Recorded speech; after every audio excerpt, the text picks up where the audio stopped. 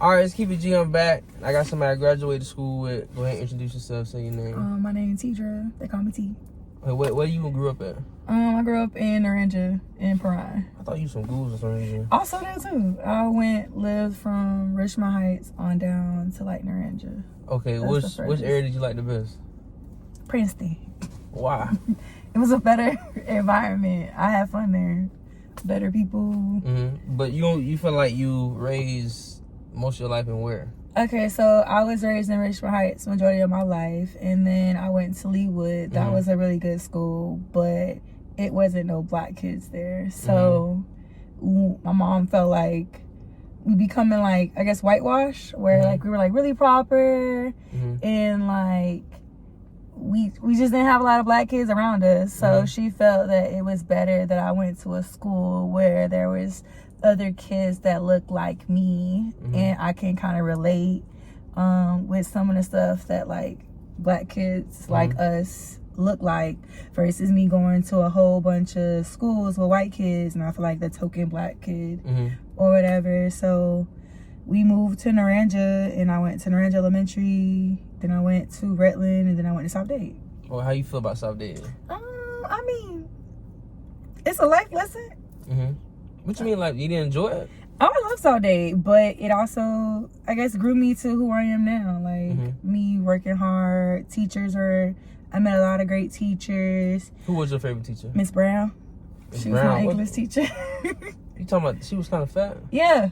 But you don't talk about Miss Brown like that. She was very educated. Like, out of all the teachers I had Hispanic teachers, I had white teachers, but Miss Brown taught me more of what I am as a black person, and I learned more about like Emmett Till. I learned more about my culture, because like at our school we learned a little bit, but a lot of stuff she would like teach us that was not on our syllabus. Like, I didn't know about Emmett Till. I went to Georgia, came back, asked Miss Brown about Emmett Till. She was like, yeah, he was a kid from Chicago that got killed. But did you know that when you were going to school? Yeah. But like, that wasn't, it's something that don't you get what I'm saying? Like, certain classes didn't teach that, depending on what your teacher was. I didn't know about Emmett Till. I learned a lot about black history more going to a black teacher than I could ever learn from like a Hispanic teacher. They can only teach, or a white teacher, no offense to anybody, but what I learned from her, I didn't learn that everywhere else. Even when the schools I went to, there's like great schools, public schools, but unless you had a teacher that cared, you didn't know that. Or I'm like, trying to think. Miss Brown. No, Miss Brown, I know was mean as shit. I don't know. She was mean to y'all. Short? She was mean to y'all. She was short though, right? Yeah, but I loved her. We had a relationship. Or like my biology teacher, Miss Hinton, I loved her. And I took her biology class. I like Miss Pratt. She was cool. I like Miss Hinton. That was my teacher. Okay. But I had like certain teachers I like, certain teachers I don't. But you took nursing out there? No. I took agriculture. Agriculture? I took agriculture. You wanted to take that shit, or you just got put in that shit? I like to grow things. Okay.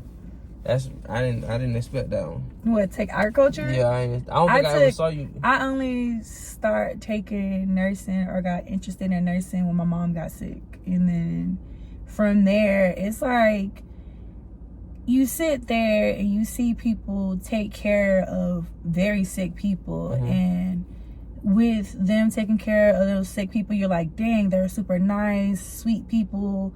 I used to cry all the time. Like, our kids didn't know that. Like, I would go from South Dade to this same hospital, Homestead Hospital, and I see my mom, and like, those people made sure that I didn't cry by myself. They made sure that I had something to talk to them. Like, they were very like, dang, I want that. Like, if my mother is transitioning to dying, who can I talk to? Like, I can talk to my family, but again, it's a sad thing. Who can I actually express who I want to feel and how I really feel about what's going on?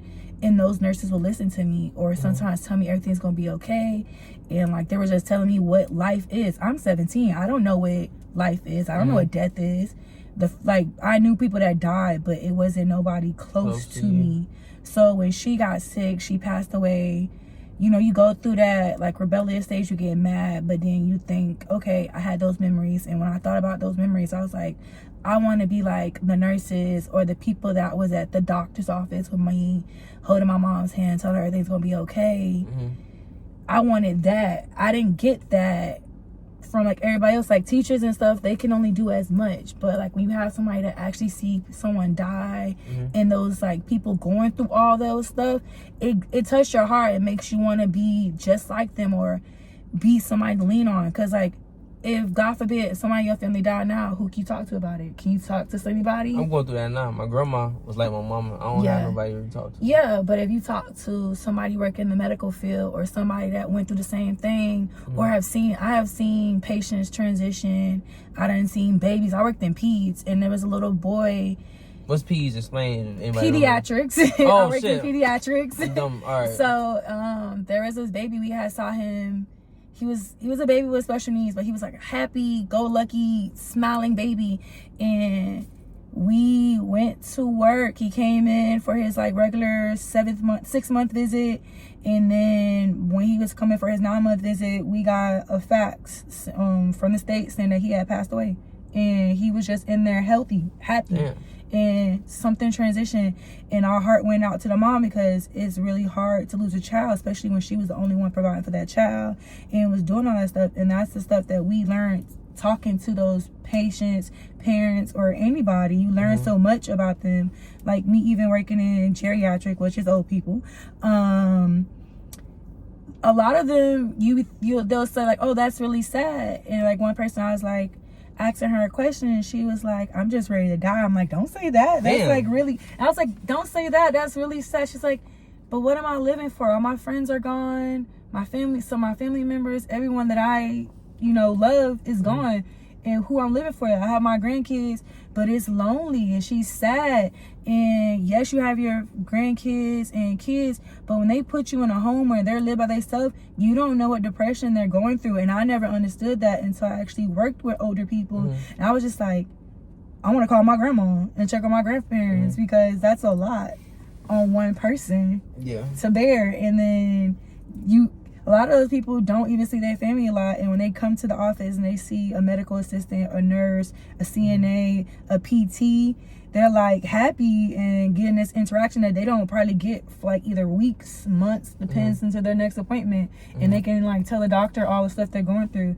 And like I travel, I'm a traveling medical assistant. And I have been to Minnesota, I have been to Seattle, Washington, and I have worked in like peds, internal medicine, urgent cares, and then you just meet so many people in so many walks of life. He's like, dang, I didn't even know I can get this far in what I'm doing, or I didn't even think I can even get this far in meeting the people that I'm meeting. And I'm blessed. I say I'm blessed to meet those people because sometimes I just give my testimony about me working as a medical assistant or me just traveling in general. And sometimes that touched people because I know a lot of people that was like their parents were transitioned or they're just feel lonely and depressed or they went through something. I was like, girl, I went through the same thing and you're going to get better. As long as you put God in there, if that's your religion, if you believe in him, but as long as you put your faith in who you put your faith in, you're going to get through it. Like, don't think this is the end of the world because things are getting better, I promise you. And that touches them because some of them, they be going in there with a lot of issues and they leave a doctor's office feeling a little bit better depending on who they speak to because that's like their therapy. Because who can you really have these raw, uncut, censored, say what you want situation with a doctor or with a nurse or somebody that can relate to you? Nah, how did you get into this field?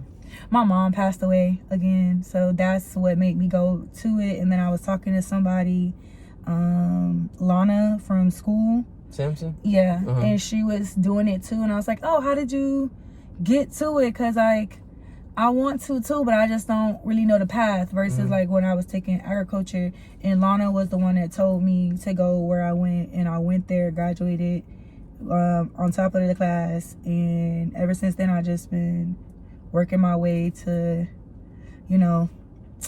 getting that RN, but like it's stressful and I'm like, I was going through something too, so like I didn't want to like add that to my plate. But now with me traveling, I'm even more determined because my patients keep on saying, you should do it because nursing is a situation where it's like a catch-22. It can be really good, it can be really bad. You can either be happy because like your coworkers, I want to say my coworkers, the doctors you work with, the atmosphere is what makes it very like happy. But they can also be bad because you can also have coworkers that are like nasty, patients that are nasty, and you're just trying your best to help them, and they're just being assholes. And again, I always tell people, give them grace, because we don't know what they're going through outside this office, outside this hospital. And no matter what, one patient told me, I'm too happy, I'm too positive. I said, sir, I went through a lot. I lost my mother. I gave him all that stuff. He's like, wow. I was like, yeah, I'm not finna take your anger that you want me to have towards you and give that back to you. I'm gonna always give you positivity, because I have went through a lot, and I'm doing this for patients to like lift them up. I'm not doing this just for the money. I'm doing it for my people skills and getting to know people, because you never know who you touch. Now, is it like Grey's Anatomy working in the hospital? It could be, but it don't be that dramatic. I want to say Grey's Anatomy is a show. So yes, I had a patient that fainted. I had a patient that broke her hip. Like, you have those rapid responses where you have to go there, but it's only if you work in the ER. That's where you have that Grey's Anatomy type of stuff. Grey's Anatomy is based in ER and surgery. Because I went in surgery with a prisoner, and it's not like what I thought. They was playing music and like just talking. It all depends on the provider. Think about that. It depends on the provider, because I had a provider that does circumcision, and she just goes straight into doing the surgery or doing a little minor procedure. And I had one doctor, she played music. We were listening to, Cardi B and them. The whole died. surgery. It was at this hospital. Hey, look, I don't know, Homestead. That's different. But that's why I was like, maybe he doing that because he's a prisoner. No, it depends. Again, it depends on the surgery. It depends on the circumstances. Whenever you have any surgery, there's a chance that, like, even stuff that seem minor can turn, bad. It all depends on where you at. And I would say, again, like, don't care if you got money, don't have money. We treat you the same. We treat you the same. You could be a billionaire. I wouldn't know. I worked at an office where was Minnesota people. Yes, I worked at an office where all the doctors worked for the league. They worked for NBA, women's league. They worked for the baseball team, and they also worked for the football team. I didn't see football players. I didn't know who the fuck they were. I'm not gonna lie to you. But to me, they're regular people. Like, I'm not finna treat you like a patient can't be like, hey, is that a player from the Minnesota State? I'm from Florida. I don't know. Not somebody. And even then, I'm from Florida, and I still don't know the football players, basketball players. You couldn't pay me to know who the people was. If I had a gun to my head, they'd be like, I don't know that, man. Now, how is Seattle? I always wanted to travel there. It's cold. But, like, is it fun? Like, and stuff to do? So, if you're a hiker, you'll love it. If you are a fisher, you'll love it. I would say if you're a nature person, Seattle is beautiful. Also, Vancouver, it's 2 hours away. Beautiful. You should get your passport. You should go. I already got it. But I would say it's very nice. I wouldn't say I experienced the stuff I experienced in Florida. There, it's very nice. People are very nice to you. There's a lot of black people there, right? Africans. There's a lot of Africans there. Like, I didn't even know Africans go to that far. And it's cold. But it's nice. I like it up there. Might be moving there. But, yeah, I like Washington. How's the food? I would say South Beach food. Really? I want to say different areas. I'm not going to say the Mexican food popping. A lot of Mexicans there. Get you some good food. But like, if we're used to like Hispanic food, but like different ones outside of Mexican, you might not find that there. And I had a seafood bowl that was there. How we would pay like $30-$40 for it. I paid $80 for the food to taste mid. Damn, they have conch up there? No, they don't know what that is. I just randomly thought about it. No, they don't know what that is. They don't. And then when I explained that this is a sea snail, I say it wrong, but it's a sea snail. Cause like, I don't want that. I'm like, y'all eat octopus. Yeah. But it's different. Like, the Pacific Northwest is different, but nice. Like, I like it. It's also pitch dark. So if you have blind, I wouldn't suggest you drive at night. All right, now everybody who I interview, I always try to do a little research and ask them shit. But I wanna ask you this first. Now, do you think every man cheats? No. Or why not?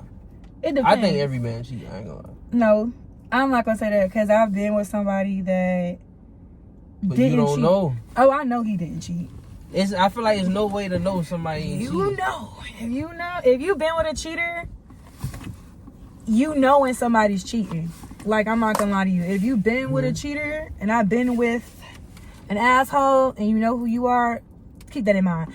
But he cheated, and I knew he was cheating by the way he treated me, the way he was doing certain things. Like, you know somebody, if you're dating them, you learn their habits. Yeah, what they start acting different. So if you come off work and you usually come straight home after work, or you do certain things and then you completely change it, I'm laying in bed with you and there is no end, like there's nothing, we're just two warm bodies in the bed, there's something going on. Maybe there. he don't feel like doing it. If we go fucking for 4 times a day to not fucking at all, that's you make that make sense. Like, you don't think that's too much? 4 What? times a day? We have fun. It's a great time for us. But like, you know when your spouse has changed, like you would know, like, oh, they going through something. It's how they treat you. When you treat me differently, you know I know you cheating on me, and it's my choice to either let you keep on cheating on me or walk away. Most of the time, we love that person so much we don't walk away. I stayed, and it was toxic towards the end, but I stayed because I love that man. But I want to say thank you, sir. You have healed me and showed me a lot more than I knew before. And thank you, because now I'm with somebody that really treats me well, and I'm happy with that. Oh, so you in a relationship? Yes. That's how you know you get cheated on. And how is this relationship? Like, you think it's like, is it different from every one of your past? It is very different, but in this instance, we're very open and we communicate everything. Open with y'all can talk to other people? Like, we open to, like, we talk about everything. Oh, I thought you meant like an open relationship. But if that's something we choose to do, that's something we're going to communicate and choose to do. Like, who am I to tell you what you could do? I can only, like I said, I can only let you do what I can only let you do to me what I let you do. So if you cheating on me, or imagine you cheating, right? If would you not want to find out, like, hey, look, I'm gonna go out and sleep with somebody else? Would you not want a heads up? Yeah.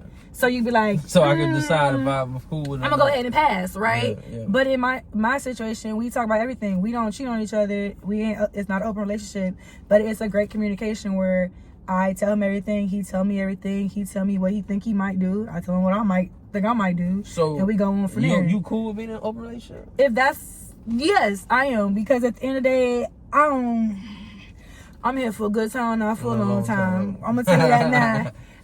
And if it don't work out, I don't put, like I said, I was in a relationship, I put all my eggs in that one basket and got my heart broken. Like, about to have kids with this man. Thank God it didn't work. Amen. But imagine getting tied out with somebody for 18 years that now child support, crazy person. And now I'm in a relationship where it's open, where if we choose to go talk to other people, or if we choose to stay with each other, it's a communication. It's something we choose. It's not something that he did, I'm dragging along with it, and I'm upset because you didn't put no input for me in it. And the same thing, if I choose to be like, hey, I want to open this relationship, he's okay with that too. It's an open communication dialogue, not me just choosing something for myself and then, you know, he found out when he found out. Do you think every woman should have a backup? Amen. All the time. Because again, you fall in love with somebody and that person isn't your person, and now you left their heartbroken with this person, and then you're like dating. I want to say the first 2 years after my breakup, dating was terrible. I didn't want to talk to nobody. I didn't know how to handle that. Versus if I had somebody else, I would already know how to transition and be like, it was nice, it was good, but I'm gone. Basically, so you feel like everybody should have a roster? I wouldn't say not have a roster, but at least one or two where they gonna be her. You know who your person is. If you know that man is for you, you're not gonna have a roster. And the same thing with that man. If you know that girl is for you, she do everything for you. She's there for you when you need her to be. And y'all have this, again, open communication. Why you need a roster? That's true. Answer that. Because, like, if I'm your best friend, I call my man my best friend, because not in my best friend like, oh, you know, whatever. I tell that man everything, and he tell me everything. So, no, think about it. Like, if you had a homegirl, right, that you can tell everything to, you gonna keep her? That's my dog. Okay, then. That's my dog. That's my dog. That's my dog. I feel like as a man, we always, I'm not gonna say that on camera, Okay, but like I said, if you had a girl that was your best friend and y'all like, damn, her ass fat, why? I feel like, why do I gotta stop being who I am for this relationship? If I think that girl's pretty, I'm gonna say she look pretty. Yeah. If you say you want to slide up on her, what you need me to do? Because at the end of the day, who am I to stop you from being who you are? Like, he can bring her home to you too. No, I don't do bitches like that. But I can watch. Y'all can have fun. Tell me about it. I'm not trying to be there with y'all, but y'all go ahead and tell me about it. I'm not finna be bad. Okay, now do you get pretty privilege? What you mean? Like, if a girl's attractive or look good, you feel like you no, get more because sometimes privilege ugly bitches got better heart. I done seen a pretty bitch and the bitch was disgusting. Couldn't stand her. And I'm just like, why you? Because everybody has made you feel like you're so pretty. You treat people like shit. And it's just like, just because somebody else told you pretty, you're ugly in the outside and I want nothing to do with you. But sometimes people like that get far in like jobs. They get an interview. Like, let's say a pretty girl, shit like that happen. It depends on what profession you're doing. Because you can be a pretty nurse or medical assistant, but be dumb as shit. How do you know her qualities? You got to pass these tests. It depends on what job. As you could be the prettiest nurse ever, and you still got to qualify for that stuff. You're not just going to get that job because you pretty. Yeah. Maybe you worked in retail or you did something else where pretty sells. But what we do, you can be ugly and still be okay. Like, it's your education that gets you far in what I do. It's not your prettiness. Because I know one girl I worked with, she 22, botched the fuck up. God bless her, but she botched the fuck up. She like, oh, I'd rather die. And this is where I think mentality of what social media is. She's like, I'd rather die a pretty bitch. And mind you, almost died in surgery when you had your BBLs and stuff like that. And your main focus is not your health, not your wealth, not your family. You said, I'd rather die a pretty bitch. And I wonder, where in your mind did you think that was okay? She not happy in her life. But that's what I'm saying. But that's what, and pretty girls younger, me included, I thought the same thing. If I'm pretty, I get far. But you're pretty, but you're not happy. Exactly. You need to love yourself first. And when you love yourself, look, do whatever you want to do for yourself. But when you tell me, or we're at work, oh, I'm finna go back for another surgery, and somebody say, well, you almost died in your last one. I don't care. I'd rather die than be a bad bitch. I'm just like, you rather die and be a bad bitch? That's a lot, and you're only 22. You get her some help. I can't help you, and I wouldn't suggest, if my niece and nephew, I tell them all the time, you're beautiful as you are. Do what makes you happy, but looking for other people will never get you nowhere. Really, exactly. Because you care how much somebody else think of you. I don't care what nobody think of me. You like me, you don't like me. I like myself, and it took me a while to like myself. So that's on you. I'm proud of you, dog.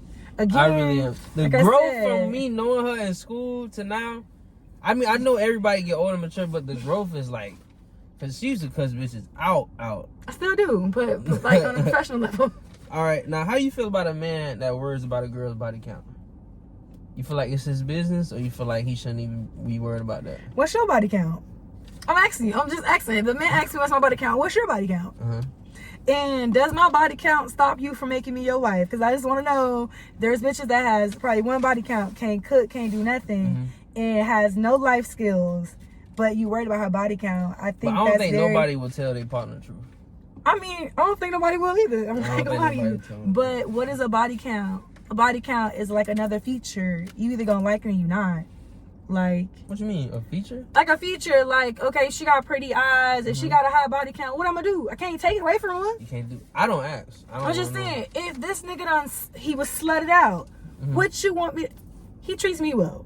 He's a good man. Yo, that's he lived his life. He was in his 20s. Everybody do dumb shit in their 20s. I'm one of them. But who am I to tell this man, I can't date you because your body count too high for me? Nah. I'm never gonna find a man. It's like if I try to date that's just like a man that has a kid. Cause my homeboys, what?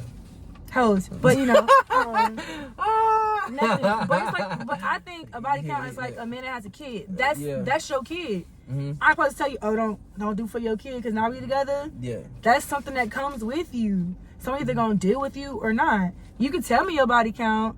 I can either decide if I'm gonna deal with you or not. But I don't think a body count really matter because I knew what I was getting myself into when I met you. Not quick. Is a one night stand okay? Yeah, sure. What about if you met somebody on the first date? I don't know. I ain't doing that. But I mean, it's I done interviewed girls before, and some girls will say no, and then some girls will say yeah. Look, I'm a person. But most say yeah. They be like, "How you gonna judge me?" Like, is the vibe right there? Well, that's what I'm saying. It's like, who's you? If you want to pop that pussy, sling that dick, and pop that pussy. Who gonna judge you? Okay?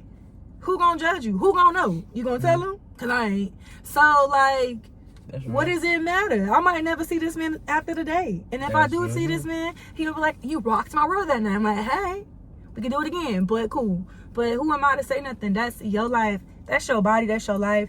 Just like I tell the girls that come in there pregnant and they not knowing, do what's best for you. Ain't nobody tell you what to do. Do what's best for you. If this is what's best for you, do it. If you want to have fun, you only live once. I'm gonna tell you right now, seeing what I do for a living it make you and appreciate seeing life. people dying left and right or passing away or getting hard news and they're like, I didn't even live my life. I'm like, nah, I want to live my life. I want to travel. I want to buy nice things. I want to treat myself, and I'm going to only treat myself when I know I got that time. I don't know when the Lord going to take me. He might take me tonight. God forbid he does. But I want to say when I lay down and close my eyes, I lived the best life that I wanted. You did what you wanted to do. Right. Like that's why I got face tattoos. I was like, I'm going to do what I want to do. Hey, I got tattoos and piercing, so. It's facts. Exactly. You do what you want, but live your life because it's your life to live. Nobody can't tell you what to do. My nephew's in college right now, and he's going through this, trying to figure out what his life is. And I tell him all the time, do what's best for you because I can preach to you all I want. But you make that final decision, not me. Okay, now, how you feel about men that say how a woman should dress? You met me like this, so I don't know why you trying to tell me what to do.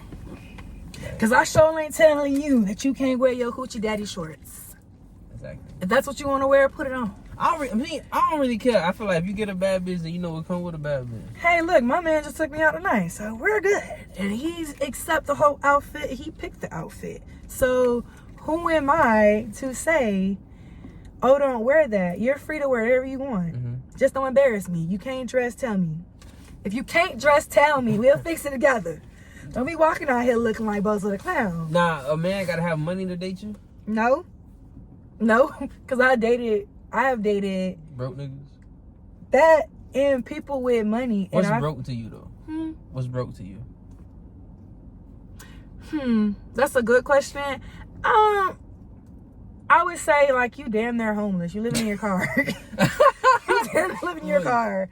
Life is hard. Economy is hard. Living in car though? I never dated somebody who lived in a car, but I'm saying that's what I think is broke. Like, not that you chose to live in your car, but like you had no choice. This is forced. If you broke, you shouldn't even be dating. You shouldn't even be no, because how you gonna tell somebody where to find love? No, bro. Because you never know. You don't have time. You need to get on your grind. But you say, okay, so for me, I'm not gonna lie. Everybody going through something. I might have met you at your lowest, but I'm gonna pick you up at your highest. That's true. So like my thing is, and I tell people all the time, and I tell dudes, if you can't catch me at my motherfucking lowest, mean stressed out, about to pull these weaves out, stressed, like crying to you, ain't got $1 to my name. Why should you get me when I'm successful, doing well for myself? Why? Because if you can't, I tell you right now, and look, don't judge me. Nowadays, or like our generation, look, I love our generation, but we so consumed of what wealth is or this and that. I seen a story where a man, his wife had a stroke and don't remember him, and she disabled. And you know, most people, they leave. They like, I can't do this. It's a lot. I didn't sign up for that. That man tells his wife every day, I love you. She's like, why are you here? She's like, because I love you. I'm going to always be with you. You're my baby. God forbid I get handicapped. A nigga gonna leave me. Be for real. It's a lot. Then like, I'm stressed. That's a lie. I can't do that. I would stay with somebody. See, you would. Yeah. But a lot of dudes now, they don't. And then most of them cheat on them. I don't know if you've seen that like article where like the billionaire, she has Alzheimer's. She forgetting shit. This man got a whole new girlfriend. His wife is still here. True. He got a girlfriend. They still married. But true story though. That's why I don't talk to my granddaddy. My grandma got shot in her face, and he just left. right, what type of man are you? Because my thing is, I'm looking for a man that's gonna be there at my lowest and be there for my highest and tell me how proud he is of me. And that's what I got with somebody like you. He was damn near broken, losing it. Had to go to like a mental health place. It's nothing wrong with that. Oh, I no. done had depression problems before. No, but I'm saying my mom passed away. That was a lot to deal with. No, I'm just saying, right? like, I don't know. And then I went to therapy, but I didn't get that mental health that I needed. And I didn't, again, I didn't have no one I could really talk to. So when I went through my breakup, I brought this man who I thought I was going to have kids with, going to marry, do all this stuff. And he broke me down. And like me, my self-esteem, everything broke me down. He broke me. Like I was broken a little bit with my mom, but he broke me. Like if this was a toy, he ripped me apart. I had to learn how to get to this point where I'm at right now. And the man that I got, like, he literally was like, I got you. Like, mind you, I was like, I don't want to date nobody. I'm just going through a lot. And he's like, I got you. Listen to me. Cry. Talked, like, lost a friend. And I was telling him how hard that was. And then another friend had passed away. And this man has sat there, watched me ugly cry. Ugly crying is not cute.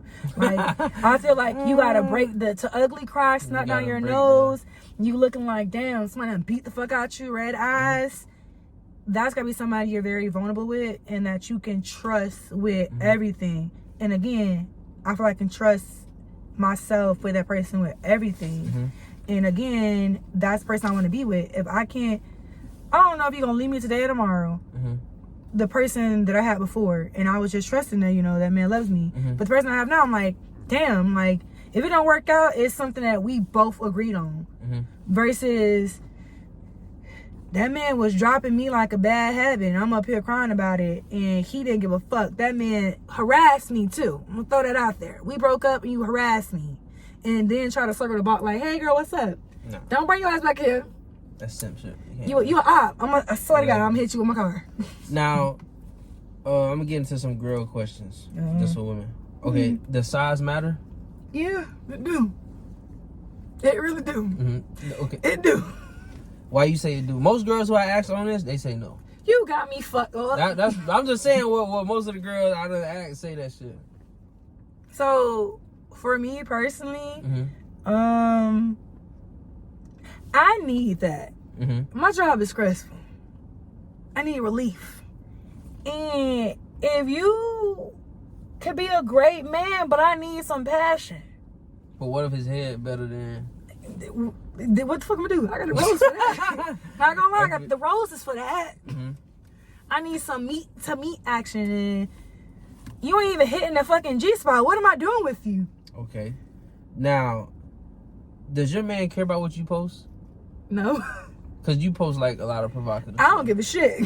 So he don't give a fuck. You know who I am. This is who I am. Like, I am me, but I'm also me that's learning how to love herself. And who are you to tell me, oh, you can't post that? I ain't telling you what you can't post. That's real. I'm just saying, like, why should you kick? And I this is another conversation I have with somebody else. They say you don't care. You need to carry yourself as a lady. I am a lady, but I'm a lady that wants to do what I need to do. I don't think there's nothing wrong with showing off your body. That's an insecure man, because my thing is, you post what you want. You up there dripped up, bitches loving on you, hearting your pictures. Now if I say something, what you gonna tell me? Why you acting insecure? He gonna say you insecure. So when you do it to me, I'm like, you're insecure. Now you need to learn how to carry yourself. It's a double-edged sword. You either gonna rock with it, you either gonna rock with it, you don't. And if you can't rock with it, you're not my man. You're not somebody I need to be with. Because at the end of the day, if we break up today, I'm gonna be all type of bitches and hoes. That's real shit. You slut ass bitch. Now, what made you make an OnlyFans? I didn't make an OnlyFans.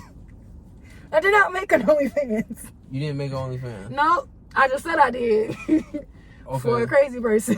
What? Okay, but you didn't care what people would think? No, I don't care. Okay.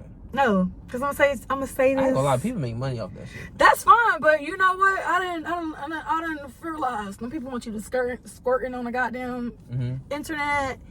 They want you to be squirting on the internet. They want you to play with yourself. They want you to like do a whole bunch of intimate stuff that I feel like that's not for y'all. That's for my man. And if you bust wide open on the internet, I'm not judging you. Make your money, girl. You know, strippers do what they gotta do too. So who am I? You're doing it at the private of your home and you're protected. Ain't nobody gonna take you from your crib once you leave. Strippers, somebody can stalk you. Y'all seen Players Club.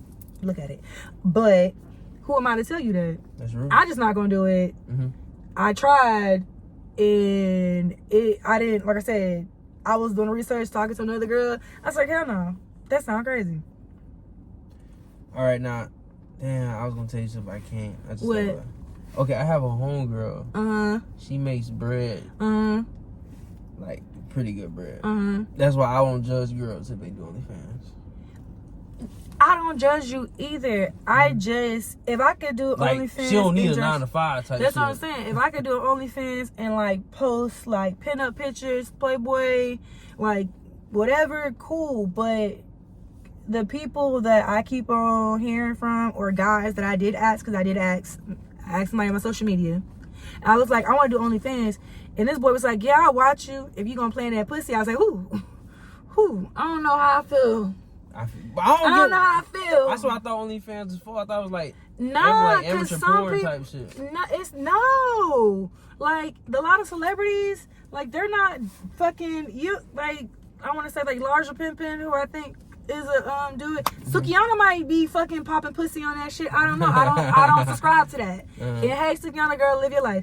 But who am I to say something? Because again, some people I know that are doing like the little horse dick type shit. I seen the bitch put a dick, like a giant ass fucking dildo. Oh, I thought you was actually talking about like animal type shit. No, it was shaped like a horse dick.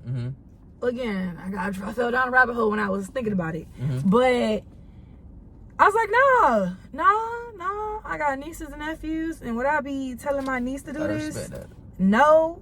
If she did, I can't judge. But me personally, I think there is, for me, a boundary. And that's a boundary I give myself. I'm not going to judge my coworker if she does it, a friend if she do it. Shit, the girl we went to high school with, when she did her porn, I said, y'all getting mad at her. She had to pay the tuition. Oh, the Morgan girl. It's another girl we went to school with. Yeah, she was so popping that bitch. I saw that shit. I said, who am I? School is expensive. It's a black girl we went to school with do it too. Shit, I know a white girl that did it. I was like, girl, this is your wife. All right, now I'm gonna ask you quick questions, and you tell me which one you prefer, which one you like better. Then we get out of here. Would you rather a man pay for your hair or your nails? Both. No, you gotta pick one. My hair. All right, wings, drums or flats? Flats, 100%. I fuck with drums. Why? Why you want a big ass? I feel like the jumper. I don't know. I just feel like a drum better than a wing. Than a flat. I feel like it's better than a flat. You can suck the fuck out of a flat. You gonna just what? But I get what you said. But I don't know. I feel like there's more meat on the drum. I don't know. I feel like they just skimpy, because once you get that one part, you got the little stick. Ain't much on that stick. That's true. All right, now I know you're a 90s baby too. So That's So Raven or Zoe 101? That's So Raven. Why the fuck forgot you was that white lady? What? That Zoe 101 was hard though. That's cool. That's for like, I don't know. She didn't relate to me. All right, Henny or Remy? I'm gonna drink the brown water Hennessy. Really? Well, Remy Brown. I don't like fucking Remy. Bitch, I ain't fucking Fetty Wap. All right, Royal Palm Cafe or IHOP? I'm going to Royal Palms. That shit is trash. I grew up eating. I'd rather hate Cracker Barrel than Royal Palm, dog. That's just me. Royal Palm. Okay, but you're talking about so my thing is, I've been traveling, right? Cracker Barrel in New York was terrible. It's New York. It's not country. That's what I'm saying. So like, if you're saying like from down here, I like Royal Palm. I'm talking about I always go to Royal Palm.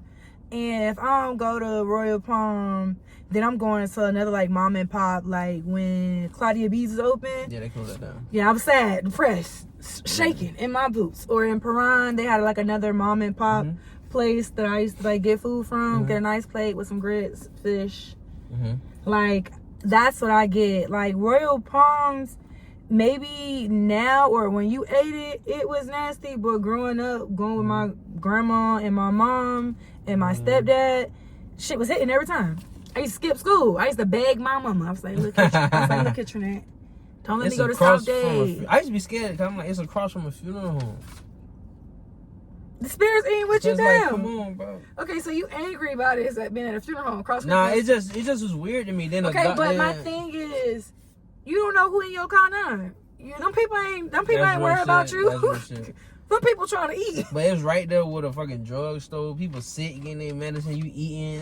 I just was like. But that's why it was Royal Palms / Rexall, because you gotta get the dynamic. When those old people used to go get their medicine. Yeah, my grandma got medicine. Again, it takes them a while to refill that. While you waiting, instead of you going back home, there's a restaurant where you can sit and eat food. If you're really sick, you're not going to a pharmacy like that. You're gonna get somebody else to take it from you. At the end of the day, people in Publix go out and they can be sick too. I'm pretty sure them people following the rules of what they can do, what they can't do. And where they cook the grill at and make the food at was around a whole corner before you got to where you was at. And you can't say it's not bad, because they even expanded to a whole nother building. The Rexall used to be having lines, waits. They had two, but they closed the other one down during COVID. Because again, people wasn't coming in like that. But before, that was popping, and that was the only thing I want to say that was only like Pillar and Homestead. Because if you ask anybody, it's like, hey, I'm finna go to Rexall, or I'm gonna go to Royal Palm. You knew exactly where it's at. You know how the directions. You knew exactly where it's at. If I ask you right now to go somewhere else or name somewhere else in Florida City that everybody would know, what would it be? What would it be? Shit, like Gusto's. That ain't even that no more. Yeah, right. But again, if it was, or like, I'm like, go to Harrisfield, whatever. But I'm just saying, food places, what can you say? We don't have shit down here. Right. But if you say, hey, I'm going to Royal Palms, everybody finna pack up, I'm finna go with you. All right. Now I got 3 music questions and we done. Got it.